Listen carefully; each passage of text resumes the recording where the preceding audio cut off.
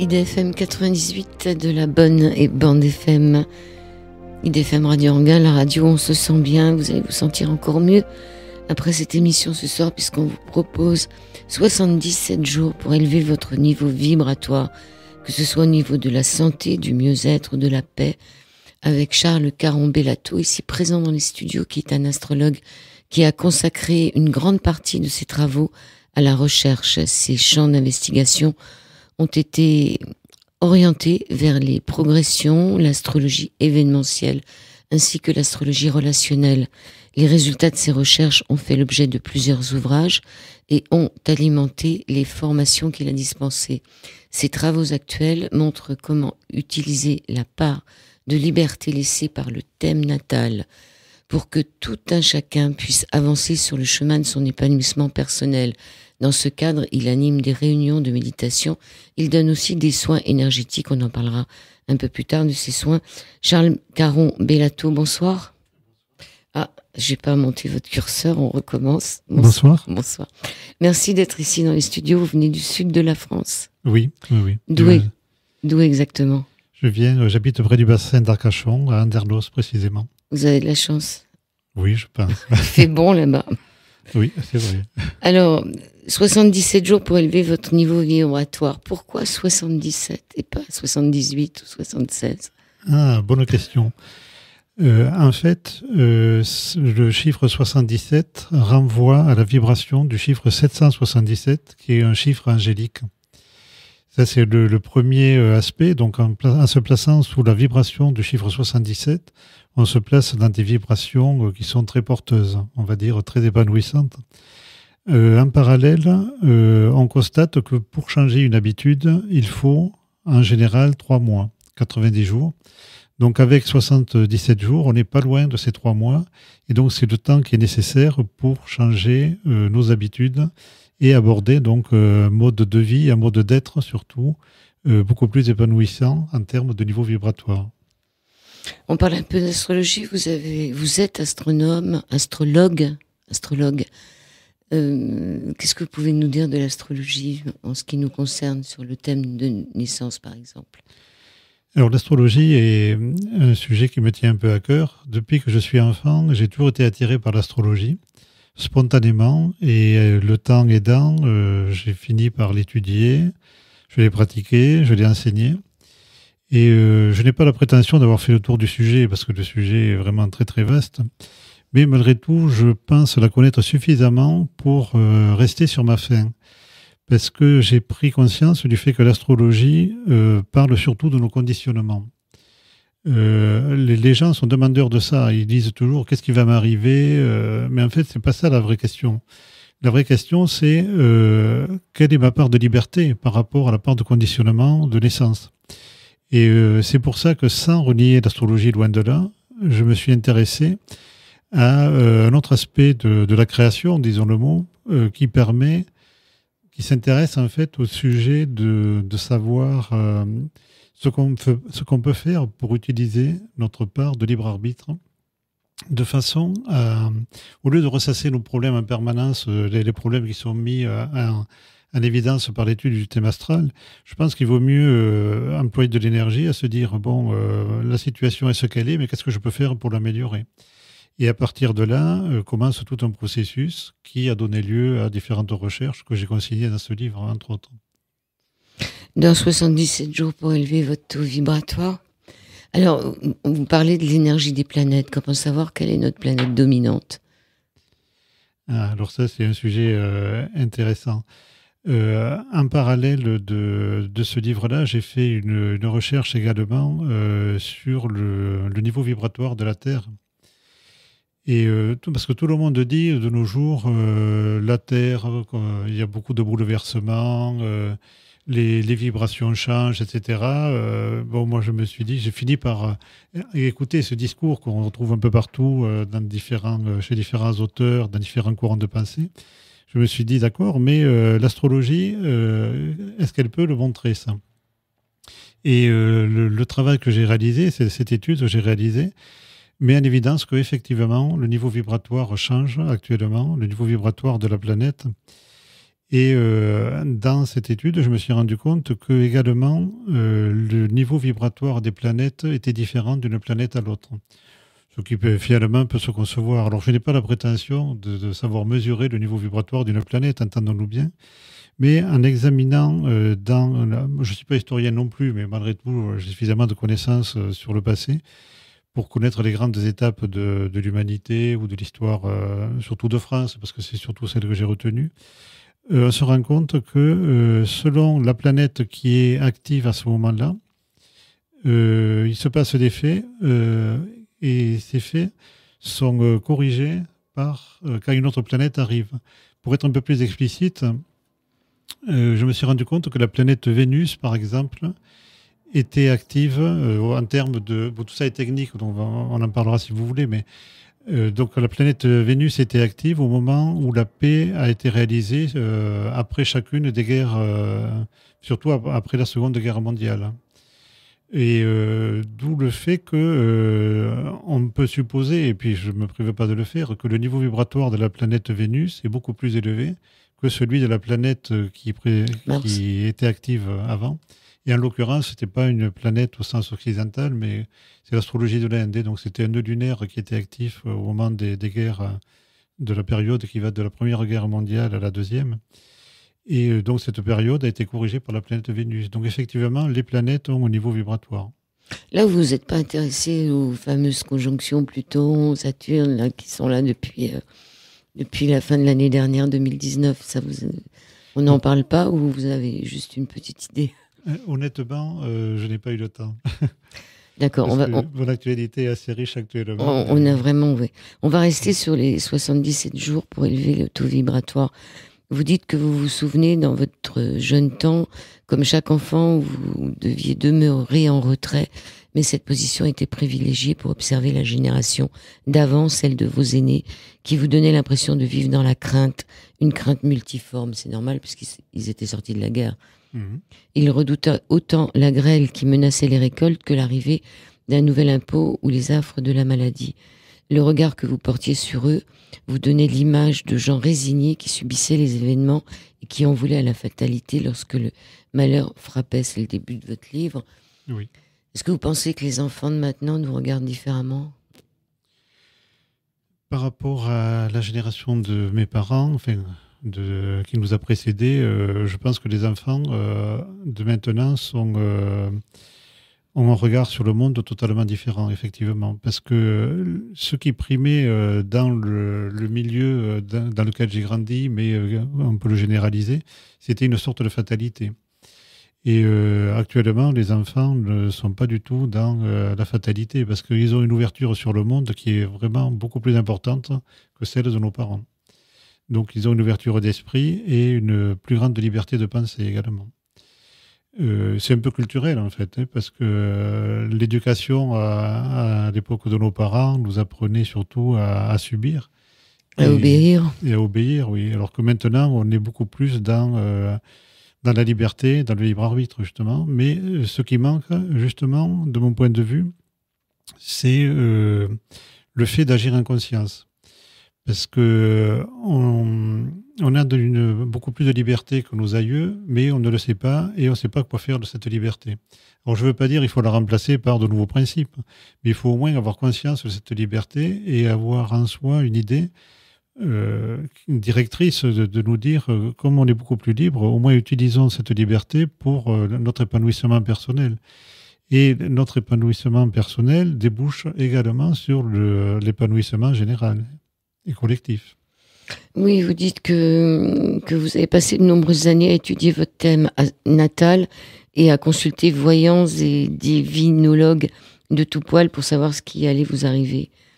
Et oui. Comment vous avez arrêté de les consulter parce que ça devient un peu... Alors c'est une prise de conscience parce que je pense que ce comportement est très répandu, celui que je décris là. Et j'ai un mot pour le dire, on se victimise quand on fait ça. C'est-à-dire qu'on a des événements qui nous tombent dessus et on ne fait rien pour... on ne fait que les subir en fait. Mais un jour, j'en ai eu assez et j'ai voulu renverser la vapeur, si on peut dire, en disant bon, j'en ai assez de subir les situations et de toujours être dans la crainte de ce qui va m'arriver. Mais comme j'ai pris conscience que, comme tout le monde, bon, tout le monde n'a pas le même libre arbitre, n'a pas autant de liberté, mais tout le monde en a quand même pas mal. C'est là où je me suis dit, mais comment utiliser cette liberté pour utiliser au mieux, capitaliser là-dessus pour créer une réalité plus épanouissante, pour moi déjà. Oui, donc le fait d'aller voir des voyants, c'est un peu pour essayer de trouver des solutions sans bouger, sans évoluer. C'est ça, il y a une autre façon de le dire, c'est que les réponses ne sont pas à l'extérieur, mais elles sont en nous.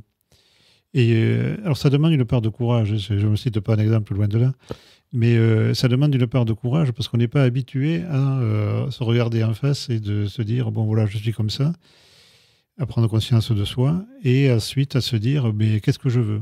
La grande question, la question la plus importante et la plus difficile que tout le monde peut se poser, c'est de savoir ce qu'on veut.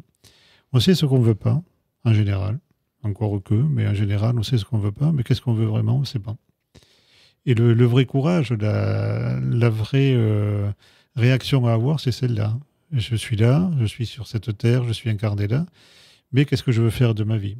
Sachant qu'on se traîne tous des boulets, des casseroles, etc. Mais malgré tout, on a quand même le choix de prendre telle ou telle direction à un moment ou à un autre. Alors même si c'est minime, mais en tout cas, on a cette possibilité-là. Je profite par association d'idées, me vient le thème du karma. On entend souvent dire des gens qui sont un peu dans cette mouvance-là, dire oui, mais je ne peux pas, c'est mon karma. Bon, d'accord, mais ça c'est un peu facile. On a tous un karma et parfois il est très difficile. Mais la question est comment on se débarrasse de notre karma. C'est là où c'est pas simple. Alors, l'idée la plus couramment admise, c'est en le vivant, forcément, hein, parce qu'on est confronté, on est obligé de le vivre. Mais il y a une autre idée, c'est de se dire, on peut le remplacer en le remplaçant justement par un karma plus positif. Et c'est à partir de là que la vapeur s'inverse. C'est-à-dire qu'au lieu de créer une inertie en se disant ça va pas, etc., on se dit bon, ça va pas, d'accord, mais qu'est-ce que je peux faire pour améliorer la situation ? Et à partir de là, on crée un karma qui est de plus en plus positif. En fait, c'est la loi de l'attraction par association d'idées aussi qui amène à ça. Oui, vous dites l'éternel débat entre déterminisme et libre arbitre. Oui. Déterminisme et libre arbitre. Déterminisme, c'est le karma, on peut rien y faire. Et le libre arbitre, c'est qu'on peut s'en sortir. C'est qu'on peut. C'est qu'on peut s'en sortir. Bien sûr. Bien sûr, parce que même si certains le disent, moi j'ai jamais adhéré à ça, tout n'est pas écrit. Moi je crois plutôt que la vie nous confronte à un certain nombre de problèmes qu'on a générés nous-mêmes avec notre karma. Encore une fois, le sujet est vaste, mais en tout cas, on est face à un certain nombre de problèmes et on peut considérer que notre vie, c'est un peu un test de savoir comment on va réagir face à la situation dans laquelle on se trouve. Et soit on dit je peux rien y faire et on continue à dire ça va pas, vous comprenez, on m'a pas donné ma chance, etc. Il y a un tas de bonnes raisons pour ne pas faire quoi que ce soit, pour ne pas réagir. Par contre, on peut se dire ma situation est comme ça, mais qu'est-ce que je peux faire pour l'améliorer ? Même si c'est minime, hein, mais on commence comme ça et puis on crée un état d'esprit et au bout de 77 jours, on peut espérer avoir établi une autre façon de procéder.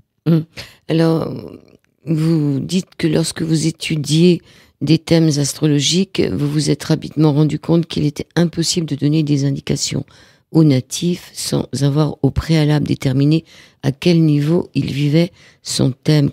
À quel niveau il vivait son thème. Comment savoir à quel niveau on vit notre thème ?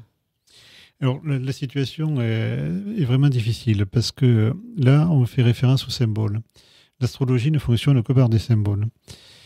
Et un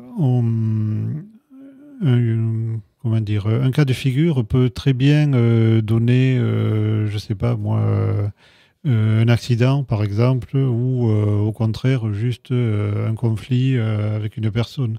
Comment savoir ça ? C'est très difficile de savoir comment la personne va vivre cet aspect.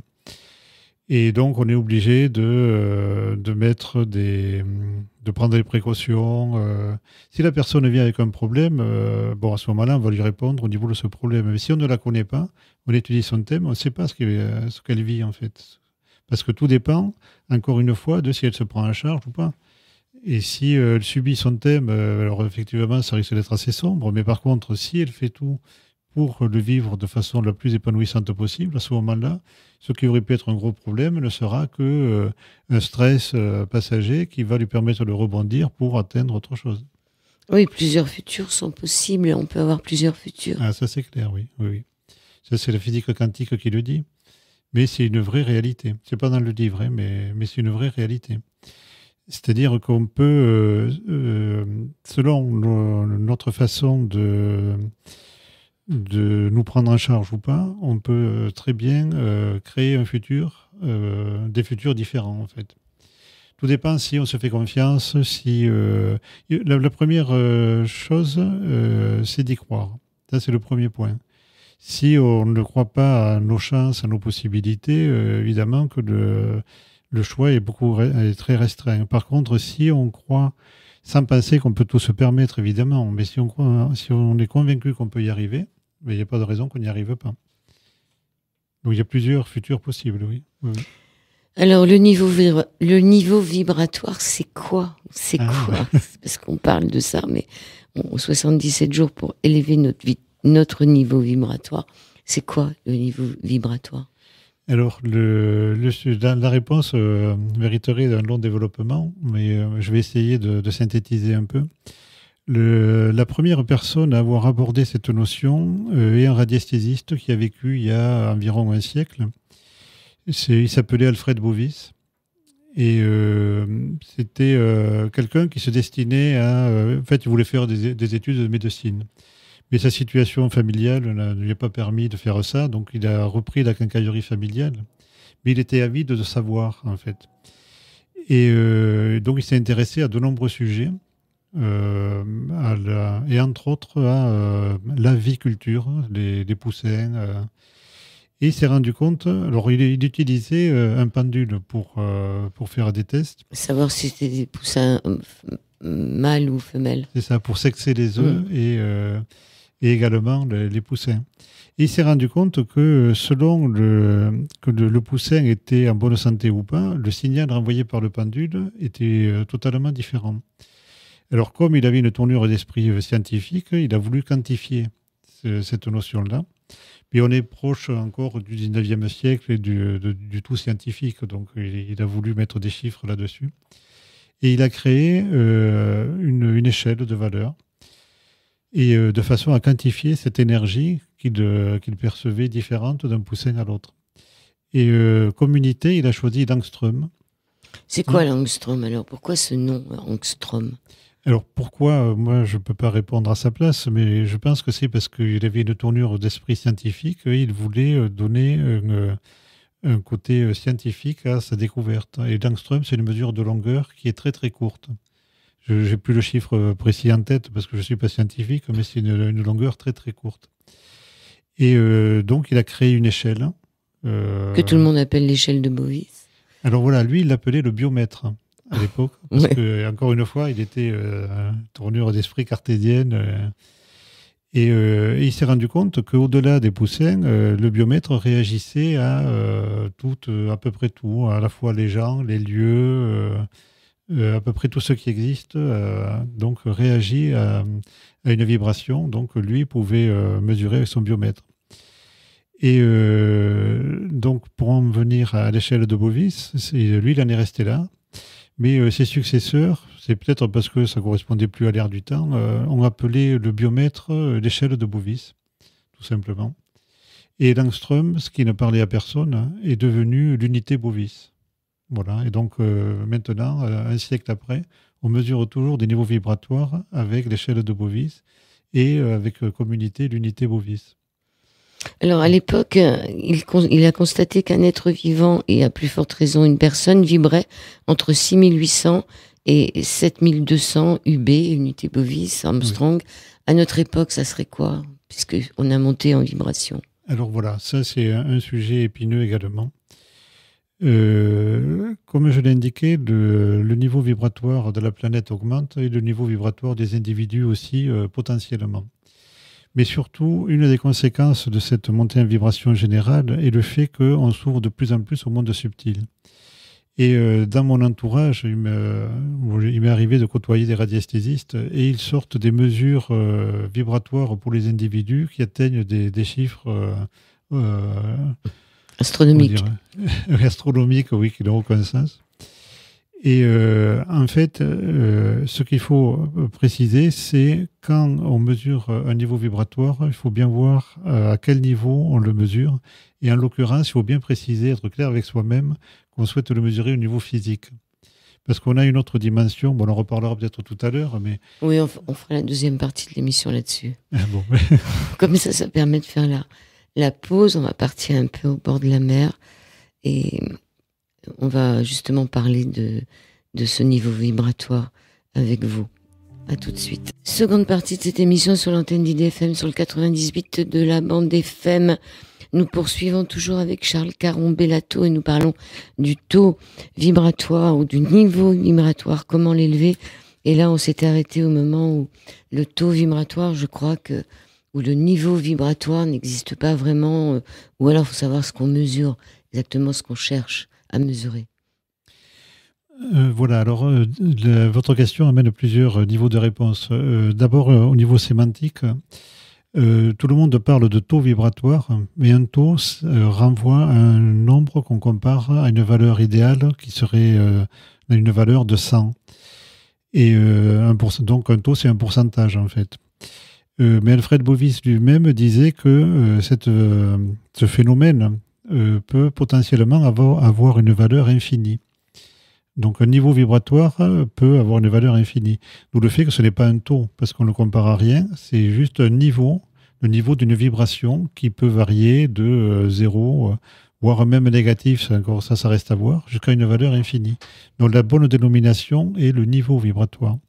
Ensuite, ce qu'on disait tout à l'heure, c'est le fait que dans la mesure où les perceptions s'affinent, on se rend compte qu'on est beaucoup plus qu'un simple corps physique et on peut également mesurer des vibrations qui ne sont pas que physiques. Si on prend Stephen Hawking, par exemple, il a fait des expériences et il a établi une échelle vibratoire des émotions.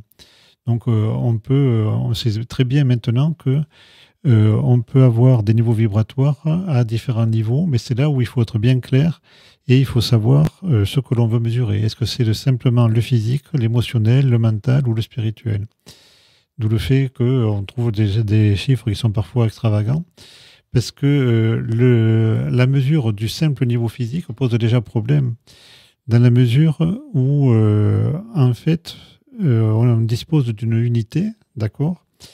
Mais cette unité Bovis, on ne sait pas à quoi elle correspond. Avant, c'était un angstrom, bon, d'accord. Mais maintenant, l'unité Bovis, on ne sait pas trop la définir. Donc, on a déjà un problème d'étalonnage pour mesurer une vibration au niveau physique. Donc, moi, je réponds à cette question en m'étalonnant avec minéral. J'ai pris une bonne fois pour toutes le cristal de quartz. C'est pas pour rien qu'on l'utilise dans des montres, etc. Et, il a une vibration qui est très stable. Donc, si on se base sur le niveau vibratoire de minéral, par comparaison avec notre pendule ou d'autres moyens, on peut établir le niveau vibratoire de ce qu'on veut mesurer, en fait, les gens ou les objets. Mais il faut faire cet étalonnage. D'où le fait, je disais ça avec un peu de moquerie, qu'on trouve des valeurs vibratoires parfois extravagantes parce que les gens ne s'étalonnent pas et ne disent pas, quand ils mesurent le niveau vibratoire d'une personne, ils ne précisent pas si c'est au niveau physique ou spirituel, par exemple. Donc ça n'a pas tellement de sens. Mais il faut vraiment avoir ces prérequis pour établir des mesures utilisables et acceptables, on va dire. Donc au niveau physique, ça serait sur la santé. Après, on a un corps éthérique qui serait plus l'émotionnel. Ce fameux corps éthérique dont on discutait avant l'émission, qui lorsqu'on est fatigué, perd un peu de sa vitalité. Est-ce que c'est important qu'est-ce qu'on mesure? Quel est le corps le plus important à mesurer si on veut savoir l'énergie de quelqu'un, c'est-à-dire comment il vibre? Alors, si on veut savoir son niveau vibratoire, on mesure son niveau vibratoire au niveau physique. Mais là, la source, c'est le mouvement théosophique. Bon, c'est pas eux qui l'ont inventé, mais ils l'ont remis au goût du jour il y a un siècle à peu près. Et l'être humain est composé de 7 corps. Donc, il y a le corps physique qu'on connaît, mais on a aussi 6 corps subtils également. Et le corps éthérique est le premier vibratoirement, celui qui vibre juste au-delà du corps physique. Et le corps éthérique relève de la matière également. Et ensuite vient le corps astral, qui est le corps émotionnel, puis le corps mental. Donc le corps éthérique n'est pas ni au niveau des émotions, ni du mental. Il est au niveau du physique. Et donc, l'astral, ce serait plutôt là, les émotions, non? Dans le mental ou dans l'astral? Alors les émotions sont à mettre en relation avec le corps astral, bien sûr, oui. Le corps astral et le corps émotionnel, oui. Et alors ce qu'il faut voir, c'est que il y a une communication qui se fait entre les différents corps. Et donc si on a un problème physique, alors dans la création, au niveau de ces 7 niveaux, on va dire, il y a des échanges énergétiques qui fonctionnent dans les deux sens. Et donc, si on a un problème de fatigue physique, il peut remonter dans les corps subtils. Mais l'inverse est vrai. Le karma, par exemple, redescend à nous depuis les corps subtils jusqu'au corps physique. Et ça se manifeste comment alors? Quand il redescend quand ce karma redescend, ça se manifeste comment?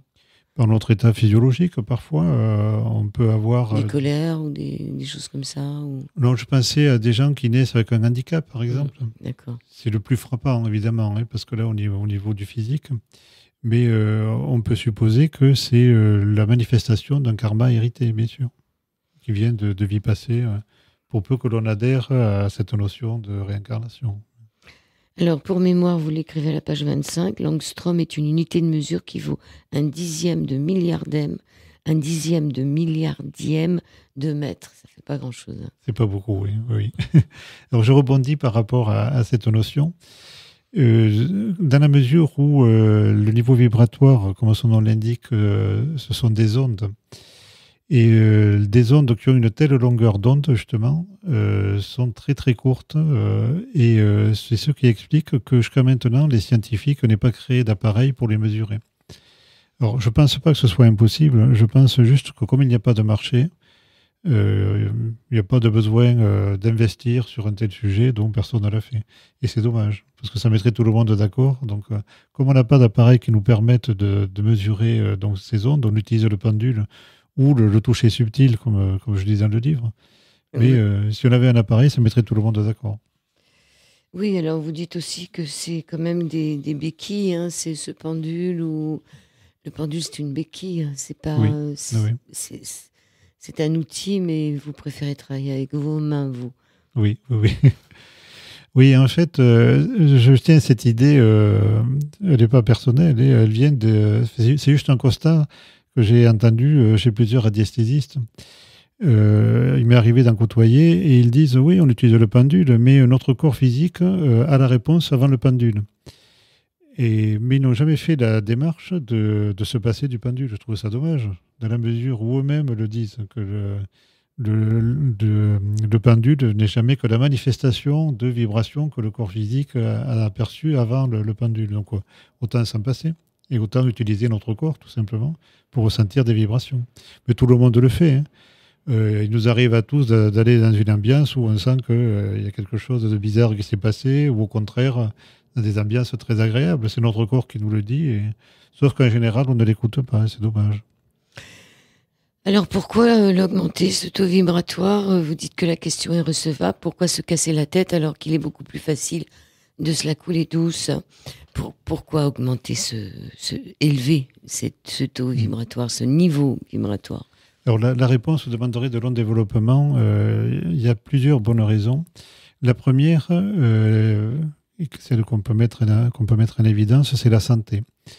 Parce que justement, vous avez fait allusion tout à l'heure, quand notre niveau vibratoire est élevé, notre corps éthérique est rayonnant et solide et très, comment on peut dire, important autour de nous. Et il faut voir que le corps éthérique est un filtre. C'est un filtre qui nous protège de toutes les agressions extérieures. Y compris le coronavirus. Alors, j'irai pas jusqu'à dire que, Moi, je pense que si. Oui. que c'est le remède, mais en tout cas, il peut peut-être jouer un rôle dans la mesure où, quand on a un niveau vibratoire élevé, on ne se met pas dans des situations délicates non plus. Et voilà. Mais en tout cas, donc, une des bonnes raisons est la santé, parce que le corps éthérique, quand il est bien rayonnant et bien solide, nous protège et nous maintient en bonne forme. C'est un peu un système immunitaire aussi. C'est un peu comme le système immunitaire. Oui, on peut voir ça comme ça. C'est une protection quand même. Oui. Ensuite, il y a d'autres raisons. On peut citer la loi de l'attraction, par exemple. Quand notre niveau vibratoire est relativement faible, la loi de l'attraction, pour la synthétiser, dans l'univers, c'est une des lois de la nature. Des vibrations se recherchent, les vibrations de même nature, se recherchent, s'assemblent et s'amplifient. Donc, si nous émettons des vibrations de faible niveau, les vibrations que nous émettons vont aller rechercher des vibrations de niveau analogue autour de nous. Et autrement dit, les problèmes que l'on a vont être amplifiés et on en aura toujours plus. Moins ça va et moins ça va, en fait. Parce que donc ça fait boule de neige, et ça, c'est la loi de l'attraction. Par contre, si notre niveau vibratoire s'élève, à ce moment-là, les vibrations que l'on va attirer à soi sont des vibrations beaucoup plus élevées. Et donc, mieux ça va, et puis mieux ça va. En fait, c'est un cercle vertueux qui s'installe. Il y a encore une autre raison, si vous voulez, parce qu'il y en a vraiment beaucoup, et je ne les ai pas toutes présentes à l'esprit. On parlait du niveau vibratoire de la planète qui s'élève. Alors, le sujet est vraiment épineux, parce que le fait que le niveau vibratoire s'élève nous donne plus de liberté. Donc, libre à nous de travailler, parce que ça ne vient pas tout seul, de travailler pour élever notre niveau vibratoire personnel ou pas. Et on voit beaucoup de gens autour de nous qui ne font rien pour élever leur niveau vibratoire et ils sont complètement déboussolés. À l'heure actuelle, on connaît tous des gens qui disent qu'ils n'ont pas le temps, que tout va trop vite, que nerveusement, ça ne va pas non plus. Enfin, tout va mal. Tout le monde est chamboulé, plus ou moins. Parce que pendant des siècles, peut-être des millénaires, il y avait adéquation entre le niveau vibratoire des individus et celui de la planète. Maintenant, comme la planète a des cycles lents évidemment, parce que c'est pas aussi court que sur une vie humaine, mais elle a des cycles également, et là elle vient de franchir un palier, elle est encore en train de le faire. Et libre à nous de surfer sur la vague qui nous est permise avec ça pour élever notre niveau vibratoire à nous. On n'a jamais eu autant de facilité pour le faire. Ou pas. Et si on ne le fait pas, à ce moment-là, on n'est plus en phase avec ce qui se passe et on subit pas mal de désagréments, surtout au niveau nerveux d'ailleurs. Donc c'est encore une des bonnes raisons d'élever un niveau vibratoire. Alors je crois que le dernier livre que vous publiez qui vient de sortir ou qui n'est pas encore sorti, il est sorti mercredi dernier. C'est justement sur la planète, un niveau vibratoire de la Terre, aux éditions Terre en ciel. À votre avis, on en est où avec la Terre ? On vibre à combien ? La Terre vivra à combien ? Alors, je n'ai pas essayé de quantifier le niveau vibratoire de la planète parce que le sujet est très glissant et puis en fait, il n'est pas tellement représentatif. Ce qui est important, c'est de souligner que de toute façon, il s'élève. Alors, je vais être un peu technique pour répondre à cette question. Je me suis basé sur l'astrologie de l'Inde pour faire cette étude. Et l'astrologie de l'Inde fait référence à 4 âges de l'humanité, que j'ai pu dater donc, en faisant l'étude en question. Et l'âge le plus sombre, le niveau vibratoire, les textes traditionnels de l'Inde, ils appellent ça le dharma, mais vu le sujet, je le traduis, on va dire, par niveau vibratoire. Donc ils disent que pendant l'âge le plus sombre, le niveau vibratoire est au quart de son potentiel. On est en Kali Yuga ? C'est le Kali Yuga, oui. On est dedans en ce moment. Non, on en est sorti. On en est sorti en 1300 et quelques. Comme par hasard, la période qui est historique de ce moment-là, c'était la Renaissance. Ça ne s'invente pas, hein, mais donc il y a eu une renaissance symbolique, on va dire. L'âge d'or. ce qu'on appelle l'âge d'or. Alors l'âge d'or viendra dans quelques millénaires. Hein. Pour l'instant, on est dans le second âge de l'humanité, qui va durer 2 ou 3 000 ans. J'ai plus les chiffres en tête, hein, parce que tout ça est assez comment dire, compliqué. Mais là, actuellement, le potentiel est à la moitié.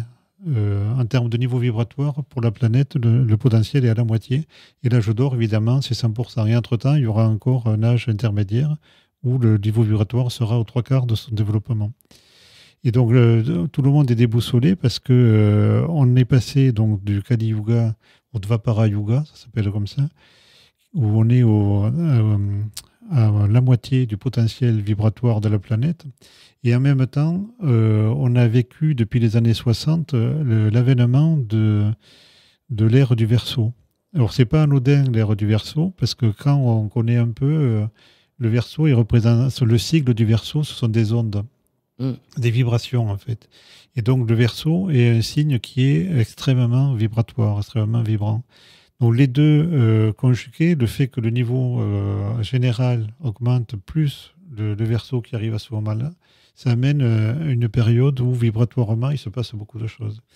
Et alors si nous, humains qui avons la chance, parce qu'en fait ça en est une, de vivre à cette période, on capitalise sur cette période pour élever notre niveau personnel, mais à ce moment-là, on a beaucoup de facilité comparé à des périodes antérieures où on brûlait les gens qui essayaient de le faire. Donc faisons-le. Par contre, si on ne le fait pas, on va se retrouver déboussolé. Et là, je suis assez pessimiste parce que la Terre continuera son chemin de toute façon. Mais comme je dis avec un peu de provocation, on le fera avec nous ou sans nous. Donc voilà, à nous de choisir si on veut faire partie du voyage et établir un âge d'or de l'humanité à venir, ou si on veut se lamenter en disant qu'il y a des catastrophes, etc. Dernière partie de C'est au-delà du miroir sur l'antenne d'IDFM, sur le 98 de la bande FM, avec Charles Caron Bellato, nous parlons d'élever notre niveau vibratoire. Vous dites que lorsque le niveau vibratoire s'élève, on a l'impression que les planètes s'alignent comme nous faisons les bons choix.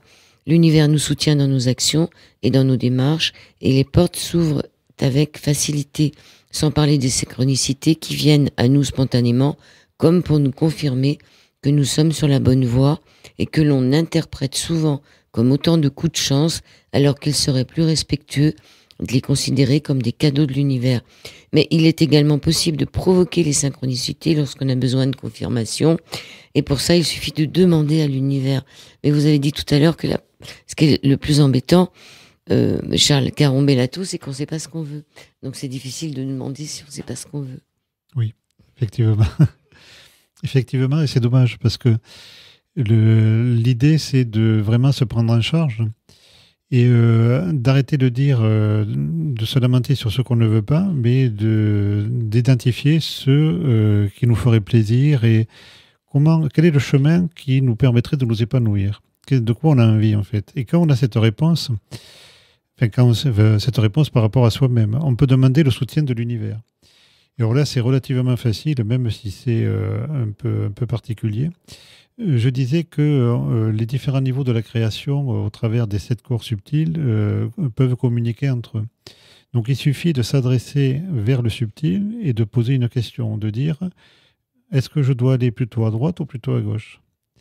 Et évidemment, il n'y a pas quelqu'un qui va arriver et qui va nous dire tourne à droite ou tourne à gauche. Mais il faut jouer un peu le jeu et à ce moment-là, attendre ce qu'on appelle les signes. Et les synchronicités sont des signes comme d'autres.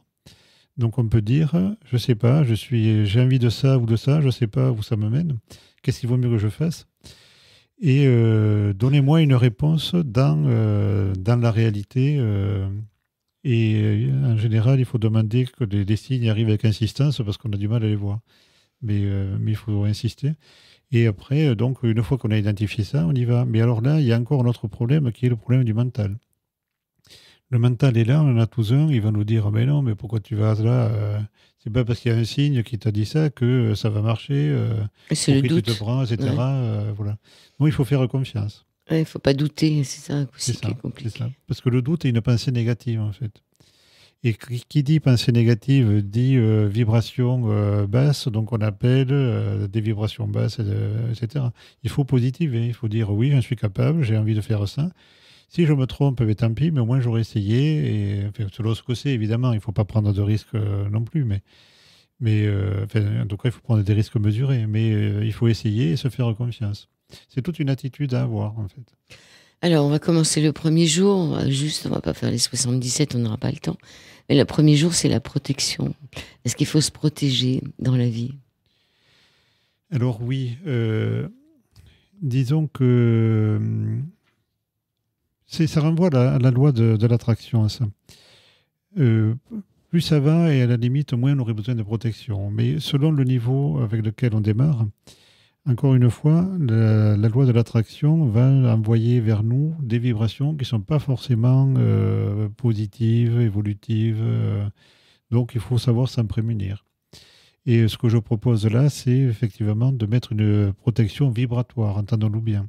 Ce n'est pas une protection avec un bouclier et des armes, etc. Hein. On est dans des vibrations. Mais c'est le fait de s'entourer des vibrations le plus élevées possible en fonction de ce que l'on est. Parce que c'est des vibrations qui viennent de l'intérieur de nous-mêmes. Et donc, on va se mettre dans ce cocon protecteur vibratoire, hein, j'insiste bien. Et donc, on va attirer des vibrations de même niveau, potentiellement, que ces vibrations-là. Et également, on remarque une chose par rapport aux vibrations, c'est un peu le phénomène des aimants. C'est-à-dire que il y a quand une vibration à un certain niveau, des vibrations plus basses ne peuvent pas s'accrocher. Donc, automatiquement, on est protégé de certaines nuisances. Il ne faut pas non plus surestimer le phénomène. C'est une tendance, mais qui est réelle quand même. Voilà. D'où le fait que c'est bien de se protéger. Oui. Voilà. Donc, il y a un exercice tous les jours. On a quand même l'impression que combien de temps il faut donner à ces exercices par jour. Au début, c'est pas très long, mais après, vous en rajoutez à chaque fois un peu. Donc, il y a une grande liste de courses ou d'exercices à faire par jour. 20 minutes, une demi-heure. Alors, j'aime pas prendre mon cas personnel un exemple, mais je suis quand même le mieux placé pour parler de cet exemple-là. Quand j'ai commencé, je n'y arrivais pas parce que entre la vie de famille, la vie professionnelle, j'avais vraiment pas une minute à moi. Mais j'avais la volonté de le faire. Alors pendant des années, j'ai commencé, j'ai arrêté. Enfin bon, mais un jour, je me suis dit, je m'y remets sérieusement. Et quand j'ai décidé ça, encore une fois, il faut décider avant de faire quoi que ce soit. Et j'ai mis mon réveil 5 minutes plus tôt. 5 minutes, bon, ça passe. Même c'était tôt, mais bon, pour commencer à faire quelques exercices. Et puis, c'est pas que j'avais hâte, mais quand même, c'est un moment où on se fait du bien. Donc, je le faisais volontiers. Oui, puis on découvre des choses aussi. Mais oui, donc c'est très agréable. Et ensuite, je suis passé à 10 minutes, puis 20. Et à la fin, j'étais à demi-heure à peu près. Voilà, demi-heure de temps à soi le matin. En plus, le matin, c'est très bien pour différentes raisons. C'est que les vibrations du matin sont très agréables, mais on est également beaucoup plus frais que le soir, après une journée harassante de travail. On s'endort. On doit s'endormir. Oui, le soir, on s'endort, oui. Alors, dites-nous un peu ce que vous faites en dehors de vos livres qu'on va répéter. Là, on parlait de 77 jours pour élever votre niveau vibratoire. Charles Caron-Bellato aux éditions Bussière. Aux mêmes éditions, il y avait il y avait Et pourquoi et comment élever votre niveau vibratoire aux éditions Bussière. Et puis aux éditions Terre en Ciel, niveau vibratoire de la Terre, qui est peut-être un peu plus technique, celui-là, non, sur la Terre. Alors un peu plus, mais parce que j'ai voulu montrer que ce que je dis, je ne le sors pas de mon chapeau, c'est étayé par des calculs et par la tradition également, la tradition des degrés symboliques, la tradition orientale, avec l'astrologie de l'Inde, etc. Donc j'ai détaillé tous ces calculs là, mais le livre ne contient pas que des calculs, il contient également une description symbolique mais très précise de la période actuelle. J'ai voulu voir si, j'ai fait pour moi-même au départ, hein, j'ai voulu voir si si je ne m'étais pas trompé à des calculs, si ça fonctionnait. Donc j'ai pris les degrés symboliques, je les ai datés et j'ai regardé au niveau historique ce qui s'est passé dans le passé depuis la Révolution française. Et je me suis rendu compte que ça colle vraiment à ce que vit l'humanité, et la France en particulier, parce que je me suis surtout focalisé sur la France. Pour donner qu'un exemple, on sort d'une période de 30 à 40 ans à peu près, où l'accent était mis sur les femmes. Le degré astrologique qui était valorisé pendant cette période représente une femme. Voilà, c'est un dessin symbolique. Et quand on regarde bien la condition féminine depuis cette période-là, il y a énormément de choses qui se sont passées. Mmh. Et donc j'en tire des perspectives pour l'avenir également. J'indique le climat. Le climat, mais c'est très très risqué ce que je fais là, parce qu'encore une fois, ce sont des symboles, on ne sait pas ce que ça peut donner. Mais en tout cas, j'essaie de donner la tonalité de ce qui va se passer durant tout le XXIe siècle. Bon, alors vous animez aussi des réunions de méditation, vous faites ça en direct ou vous ne faites pas ça par Internet? Vous faites ça comment, dites-moi? Est-ce que les gens sont présents physiquement? Oui, ça c'est en présentiel, oui. Alors, des réunions de méditation, je ne savais pas trop comment l'exprimer. Donc, en fait, ce sont des réunions où on travaille sur le niveau vibratoire. Et pour se placer, pour améliorer notre niveau vibratoire, on commence par une montée en vibration qui est décrite dans le livre. Dès la première semaine, je dis comment procéder. Donc, c'est un travail de visualisation et de symbolique également. On utilise des symboles d'élévation, etc., qui débouchent sur un état méditatif. Donc je résume ça en disant que c'est une méditation, mais au préalable, il y a une montée en vibration. Alors c'est en présentiel parce que le groupe est beaucoup plus porteur comment dire, que les individus, chacun chez soi. Mais chacun peut le faire à la maison aussi, évidemment. Et vous donnez des soins, des soins énergétiques chez vous? Vous donnez quels soins, quel type de soins? Alors, les soins énergétiques, on a expérimenté ce phénomène-là dans le cadre d'un groupe en particulier que j'ai animé pendant plusieurs années, où on s'est un peu formé à l'énergétique en commun. Et quand on parle de soins énergétiques, c'est surtout une intervention sur le corps éthérique. Parce qu'on se rend compte, j'ai un peu fait allusion tout à l'heure, tous les corps subtils véhiculent une mémoire. Mais parmi les corps subtils, il y en a deux qui disparaissent au décès, donc le corps physique et le corps éthérique. Mais les 5 autres migrent de vie en vie, d'où les mémoires dont on hérite à la naissance. Et le corps éthérique, lui, garde la mémoire de tout ce qui se passe dans cette vie. Et comme c'est un filtre, comme tous les filtres, il s'encrasse forcément. Plus on vit et plus il mémorise un certain nombre de choses qui peuvent être parfois très agréables, mais parfois pas du tout. D'où le fait qu'il est bon de le nettoyer. Alors, dans le cadre de la montée en vibration, il y a une visualisation qui permet de le nettoyer, mais on peut aller au-delà. Et on peut soigner avec les mains en particulier. Enfin, soigner n'est pas le terme, entendons-nous bien, mais on peut le stimuler avec les mains pour le nettoyer et le revigorer. Ce qui est intéressant, c'est que vous dites qu'on peut nettoyer avec les mains, mais qu'il ne faut surtout pas en rester là, qu'il faut mettre autre chose à la place dès que c'est propre. Comme la nature a horreur du vide, il faut tout de suite mettre de la lumière ou quelque chose de bon, sinon il se remplit. Oui, ça c'est évident parce que, en fait, vous l'avez dit, si le corps éthérique a mémorisé des vibrations relativement basses, il est bon de les enlever parce qu'elles nous perturbent, évidemment. Donc on les enlève avec des soins énergétiques, mais comme la nature a horreur du vide, la moindre vibration qui passe par là va venir remplacer le vide qu'on a créé. Donc il vaut mieux mettre à la place une vibration qui est beaucoup plus porteuse. Il faut se méfier de ce phénomène. Donc ça, ces soins énergétiques, c'est en groupe ou il y a des groupes qui travaillent ou vous travaillez seul? Non, on fait ça en groupe, mais entre nous essentiellement. Et il est arrivé que des personnes viennent nous voir, mais c'est surtout au sein du groupe qu'on fait ça. Est-ce que vous pouvez, au sein du groupe, envoyer des énergies à la Terre ou recevoir les énergies de la Terre? Alors oui, ça peut se faire.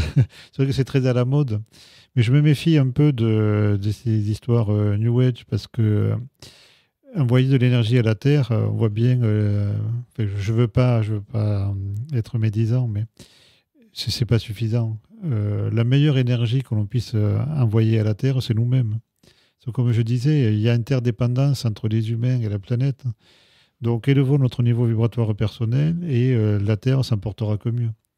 Alors que si on continue notre vie tranquille avec tous nos comment dire, tous nos mauvais penchants, par exemple, mais ensuite on va envoyer de l'énergie à la Terre, mais ça sert à rien en fait. Il y a un phénomène qui se greffe là-dessus, c'est que envoyer de l'énergie, oui, mais il faut savoir quelle énergie on envoie. Si nous-mêmes, on n'est pas alignés, on n'est pas très vibrant, on va envoyer une énergie du même niveau et au lieu d'aider, on va perturber. Moi, je me méfie de tous ces phénomènes-là. Je suis vraiment focalisé sur le fait que chacun devrait se prendre en main pour élever son niveau vibratoire personnel et le reste se fait tout seul, en fait. Donc 77 jours pour élever votre niveau vibratoire, que ce soit pour la santé, le mieux-être ou la paix, aux éditions Bussière de Charles Caron-Bellato. Vous avez une phrase pour terminer l'émission? Ça passe vite. Hein. Oui, la phrase en question, c'est que nous vivons une période où il n'a jamais été aussi facile de se prendre en main. On n'a jamais eu autant de liberté et de facilité. Le seul problème, c'est qu'on n'est pas conscient de ça. Donc, prenons conscience du fait qu'on peut élever nos vibrations personnelles et surtout, faisons-le. Eh bien, on va essayer. Merci beaucoup, Charles Bellato. C'est moi qui vous remercie. Merci beaucoup. Merci beaucoup. Alors, ça part.